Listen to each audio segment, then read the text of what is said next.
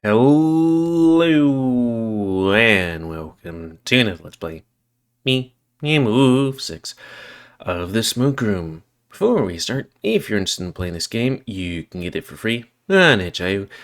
But if you want to support the people that make this game and or get the newest version earlier, you can go to their Patreon, where it's $3 a month. Right now I'm actually checking up because of course I am. It's always me. Yes, it's $3 a month. So, on the last Let's Play, we did math with Murdock, and I'm still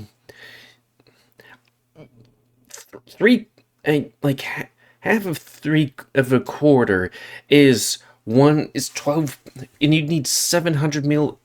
Never mind. But anyways, more importantly, kinda, is that Murdock told me about that fateful day where he got a concussion and his brother died. And we were staring at a picture of him and his brother and someone else. Oh yeah, the rat whose name eludes me.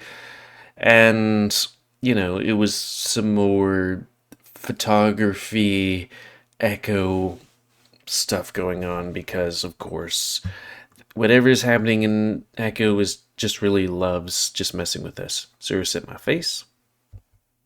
And we're back at the hip. So let's start. The hip looks a bit slow tonight. Then again, it's always slower on weekdays.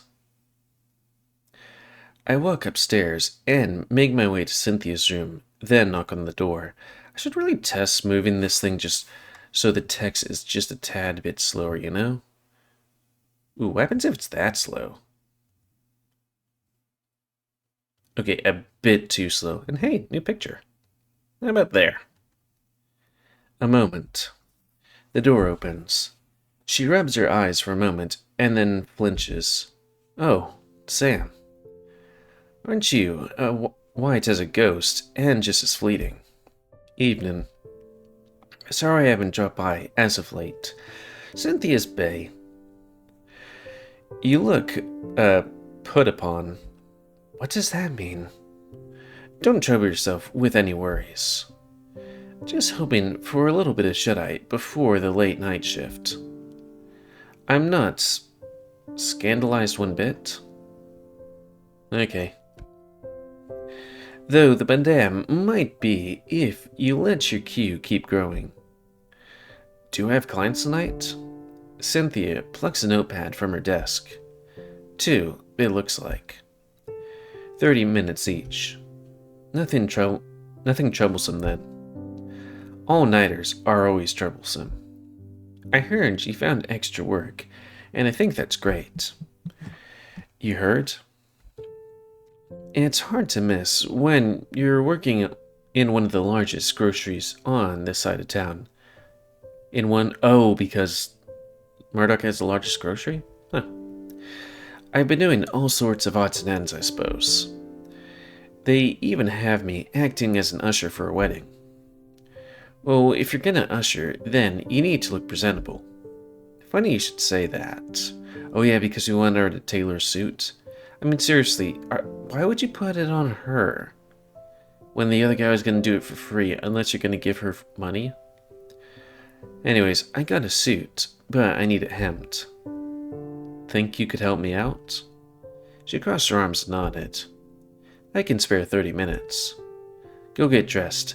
I'll be in your room in a bit. Though you really ought to wash if I'm going to be standing around and under you with a sewing needle. Doubly so before you put on anything nice. She's getting more blunt. I'll go boil some water.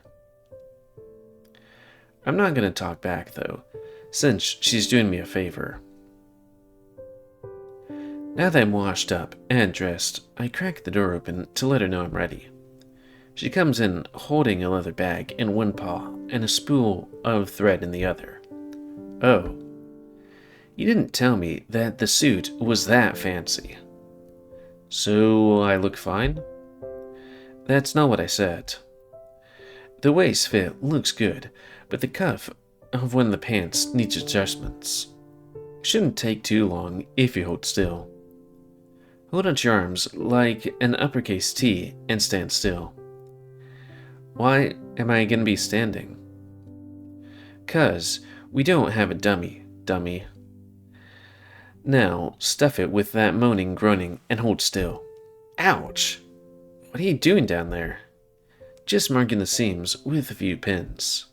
Pricked me. I'll fetch you a medic when we're through. Don't know if you'll make it, though. It was instinct, Cynthia. It was instinct? Okay. Men make noise when they bleed. That's why you'll get so squeamish around sanitary napkins. Oh, come on. Are sanitary napkins what they use and had in those days for like when women would bleed every month? Maybe. She gives me a dismissive look. You know it's the truth. Whatever. She shrugs and holds out the spool between her teeth while threading the needle. Anything strange happened at the brothel during daylight hours? Don't know about strange. Ouch. Mostly business as usual. I picked up a few more clients. Harlan keeps taking too many days off, so the madame is looking for another mixologist. But I think her standards are a bit too high. I wonder if this is important. There didn't seem to be anything with Harlan with regards to Murdock's route. I mean, Cliff's route. But when it came to William's route, he had a trunk just hidden in a wall or something like that that had a bunch of native people stuff. Though somebody did propose to Scarlett again. Who's Scarlett? She said yes this time? She might. Oh, really? I know she wants kids. She said he was one of the better customers. And she got that look in her eye. The one where she gets fan letters? Wait, the one when she gets fan letters? It's weird for a prostitute getting fan letters, but I guess it do be like that. Maybe. The one where she's about to use the right coupon. Alright, where she's about to use the right coupon. Oh. Good for her, I reckon. Another foot. Ow! Fuck. Oh, and there was also some old trunk found in the walls. That was the trunk I was talking about. Big one? Fairly. So, what was in it? Don't know. Sheriff Killjoy got his mitts on it before any of us could see. The madame went along with letting him take it for some reason. Makes me wonder if there's some other things we could find hidden in the walls of this old building. It is good for hiding things. Oh yeah, the coins. Nobody ever did find my coins. Back when I still had them. Just don't go tearing at any holes in the wall. The wind gets cold at night.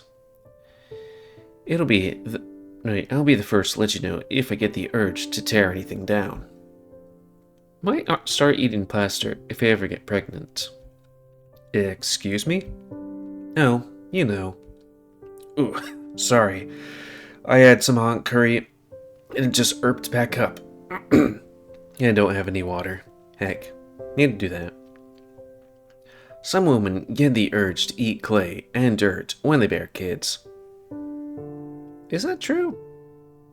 I wonder if that's some kind of chemical thing. Stop fucking with me. Even if you were interested, Sam, something tells me we wouldn't be able to make any. Very funny. But no, the clay thing is real. The hell is wrong with canines? Vulpines? Whatever, close enough. You lose a lot of minerals when a small person or two is growing inside you. And your body wants it all back. Thank you, Cynthia. No problem, Sam. Okay, I'm sorry. I have to look it up.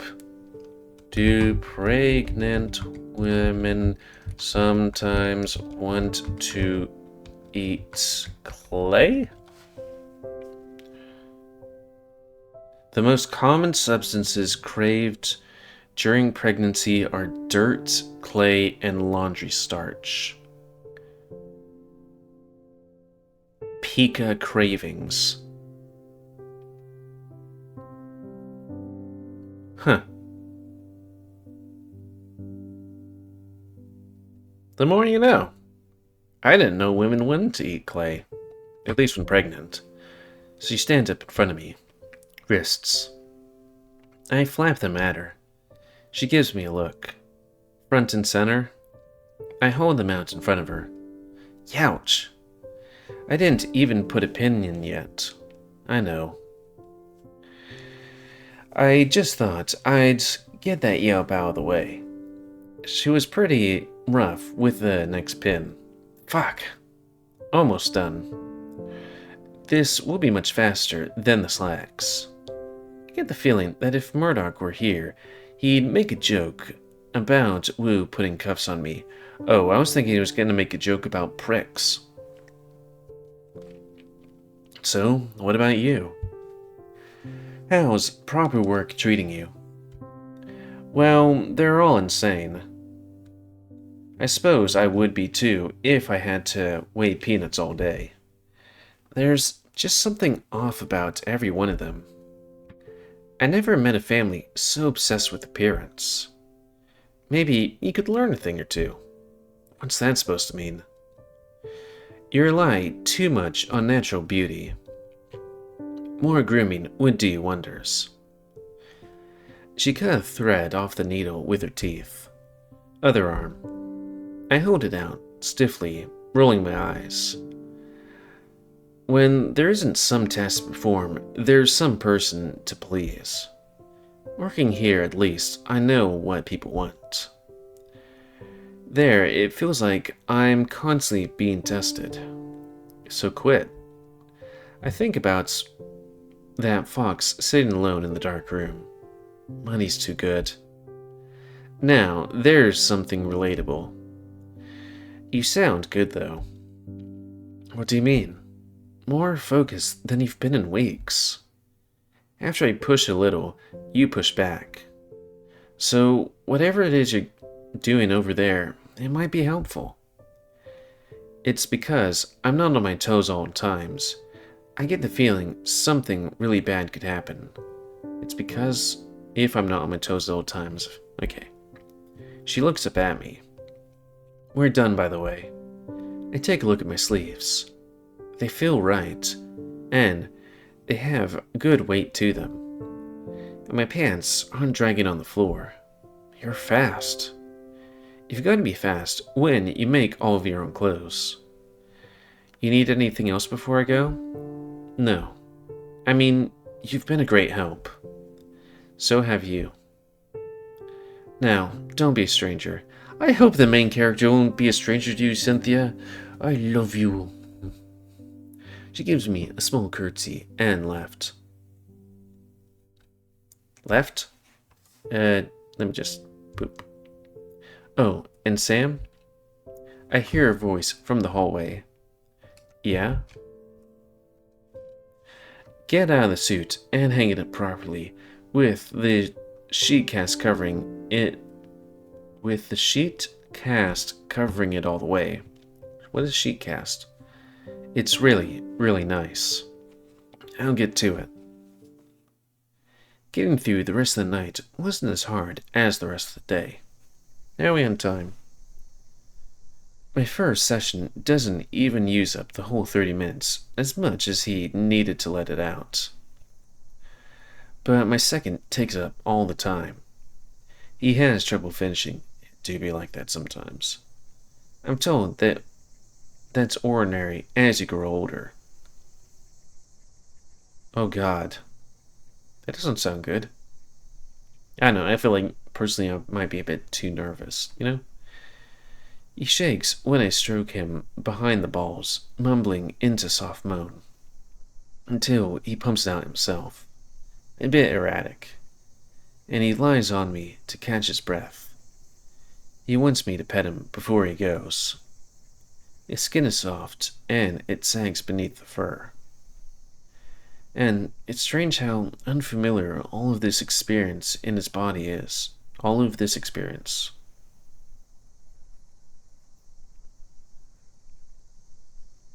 I don't understand that sentence, but okay. And how it means nothing to me. Even when I can see every fold and strand of fur in the light of the moon in pristine clarity.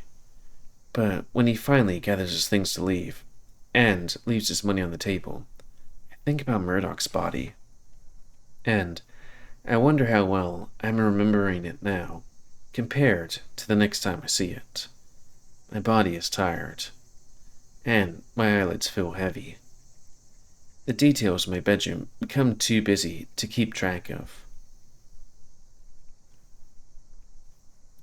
And I lose the pictures of them in my head as they're swallowed up by the light of the moon. In my mind, I can see the sky, north, west, south, east. I see celestial lights as far as the eye can see. The light of the moon becomes the light of the sun, and it shines through the window. I'm not an angel, I'm asserted, and I will not be one until I die. I will be myself.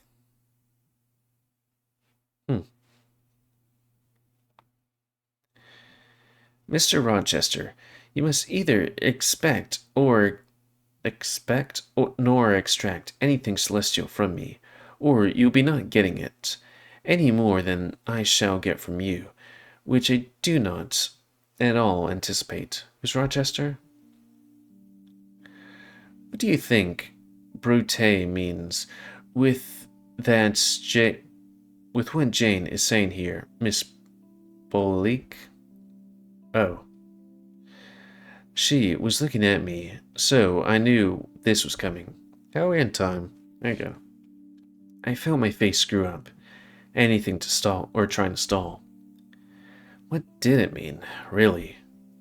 I suppose she might be saying that she doesn't care that she's bad. Miss Briars just gives me a kind smile, like she always does whenever I say something wrong. Well, let's take a look at it line by line, shall we? I am not an angel. Is an angel something a person should want to be? Well, God loves them. But remember, even in a biblical sense, angels are soulless. Really? Huh. Angels are said to be jealous of man and woman rights to atone, and to choose who they wish to be. So, you're saying my mama is calling me soulless when I behave like an angel? I think she's saying we don't act like ourselves when we only do what other people want us to do. Well put, Miss Washington. Though I would still like to hear more from Miss Boyk. You must neither expect nor exact anything celestial from me, for you will not be getting it. Not be getting it any more than I shall get it from you. What does celestial mean? The stars? Right, the stars, the planets, the heavens. Distant, unreachable, unearthly things. She's a person, not a star, nor a planet, nor an angel. Exactly. She is of this world, tangible, understandable, approachable, in flaws and favors. And what about the last part? For you will not get it any more than I shall get it for you. Women don't expect divinity from mortal men. So men shouldn't expect it from women either. Which I shall not at all anticipate. She knows with certainty she will not receive divinity. They are not equals in understanding one another. Jane herself is far ahead of Mr. Rochester in this respect. Why don't you both give me your favorite quotes from the novel, And we can close the lesson on that. Oh, sure. Let me just find where I highlighted it in the book. I'm ready to read mine. Go ahead. Conventionality is not mortality. Self-righteousness is not religion. I don't know why I all of a sudden just tanked with my ability to read. To attack the first is not to assail the last. Oh no. That's a good one. Why'd you have to go first, Blythe? I had a feeling you'd like that one, Miss Washington. Miss Bouquet? Well, it may not be as good, but you told us to pick our favorite. Our favorite? So, here's mine. I coughed to clear my voice. Oh, I dare say she's crying because she could not go out with Mrs. in a carriage, interposed Bessie. Surely not. Why, she is too old for such pettishness? I thought so too. And my self-esteem being wounded by the false charge, I answered promptly, I never cried for such a thing in my life. I hate going out in the carriage. I cry because I am miserable. Miss Breyer's eyebrow perked up. Okay, let's focus just on what Janet is saying there. Now, why did you pick that one? Well, sometimes I don't get enough sleep. And when I have to wake up too early, I feel like I want to cry a lot. So, this makes me feel better about that. If we can feel a bit more alive when we cry, I think that's a nice sentiment. I think what Jane may be talking about there is owning the deliberation of her emotions and not allowing them to be misinterpreted. But if we expand our interpretation of the passage, we could apply it to how sobering it is to feel anything, right? Feeling is a part of thinking, and as Descartes says, I think, therefore I am. Descartes, I think. That ties fairly well into my favorite quote, which I will conclude today's lesson with. Do you think I am an automaton, a machine without feelings, and can bear to have my morsel of bread snatched up from my lips, and my drop of living water dashed from my cup? Do you think, because I'm poor, obscure, plain, and little, I'm soulless and heartless? Do you think I'm wrong? I have as much a soul as you, and full as much heart. And if God had gifted me with some beauty and much wealth, I should have made it hard for you to leave me, as it is now for me to leave you. I am not talking to you now through the medium of custom, conventionalities, nor even of mortal flesh. It is my spirit that I address your spirit. Just as both we had passed through the grave, and we stood at God's feet, equal as we are. She closed the book with a light puff, still smiling. Class dismissed. After I tuck all of my things into my handbag, I raise, still feeling a little dizzy. It do be like that sometimes, I guess. Blythe is waiting for me outside the hall. I can't, for the life of me, figure out how she's so fast. He starts talking to me as we walk. Thank the Lord that's over, I'll say. I can't stand that glass. Oh? Oh? Well, I meant the reading out loud, not the class. I'm growing fond of it. But it's way too fucking easy. I could just read all of these books at home. Well, I don't know how you manage. Half the words these people say I haven't seen before.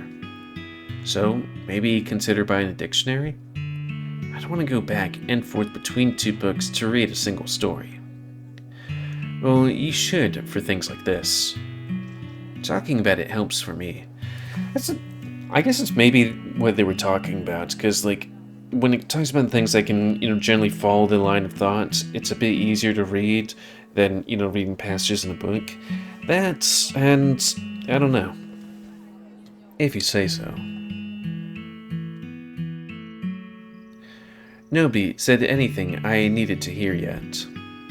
Well, sorry, not everyone's a genius like you. You don't have to be a genius to pick up on what's going on in books. It's just like being a good listening. It's just like being good at listening to somebody. Oh, is it? Yeah, huh. You know how. No, wait, you know how in a conversation sometimes people say things without saying them? Like when you know what somebody could be saying, but how they say it changes the meaning. Like when Biley Freeman says you must be drinking milk when she really means gaining weight. Sort of. Also, did I click the right thing when it came to preferences? Text speed. Let's just boop it a bit down more. But instead, books can do what descriptions of images on top just the dialogue of the characters are saying.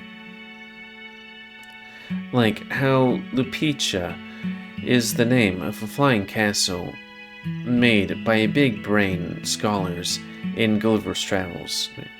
Lupicia is the name of the flying castle made by big brain scholars in Gulliver's Travels. But it also means the whore, cause they're lacking common sense. Well, if reading is just like having a conversation with somebody, it makes perfect sense why I struggle. If somebody makes me uncomfortable, I don't want to spend hours of my life with them, all by my lonesome.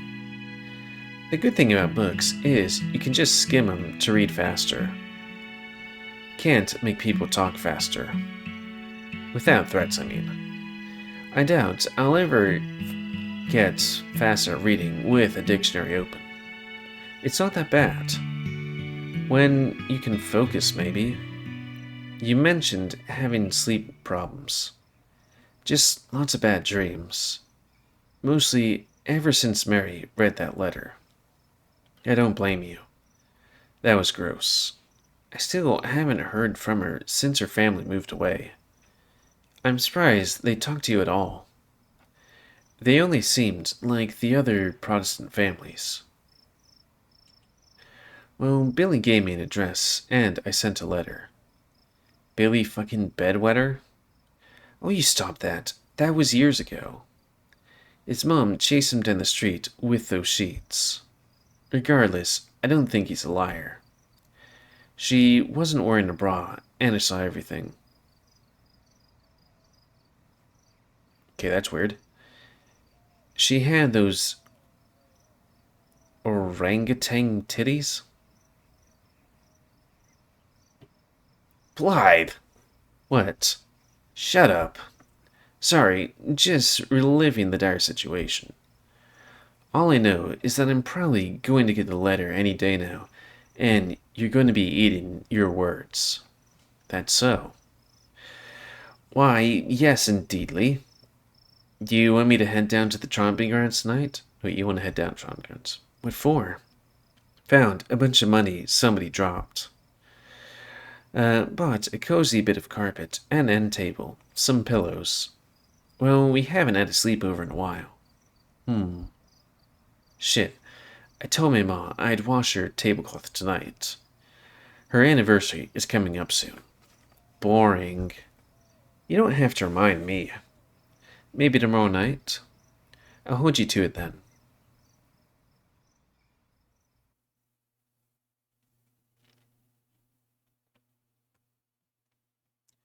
We could maybe go a little bit farther. The house is quiet when I'm back. I guess Ma and Pa are out. But there's a letter on the table. A small, neatly folded. But it has a sweet scent. I know that smell. Mediterranean peach. Mary. Jailbird. That's the poem I wrote about her. Blissful in your golden coat bots? Warbling as you warble. Twittering and twiggy-legged. sitting impossibly pretty, but patiently professing, "Your Vandy will bring you a key." This perfume used to be the only thing she would wear. She liked that it was brand new. She called mine cheap. I can't believe she put something as expensive as this on a piece of paper. Unless it was for her boyfriend. She and Billy weren't. I feel my stomach go and my mouth go a little dry. Well, maybe they are now if he knows her new address. She has to know he's still the delivery boy. But that doesn't make sense. He was always so mean. No, she was always so mean to him. I'm just being paranoid. I should be grateful that she spent the time to send me a letter in the first place. She probably doesn't have any new friends yet. But she never had a problem making friends, did she? Anyway, I open it carefully as I can with my dad's letter opener, but it almost seemed like it's waxed from the inside. There's a strange heaviness to it, and it sticks on the sides when I try to open it. "I need your help, Melissa Bloke? I can't get out of town. That man who sent me letters tried to hurt me. Then so did my parents. I'm hiding under tromping grounds. Might die if you don't save me."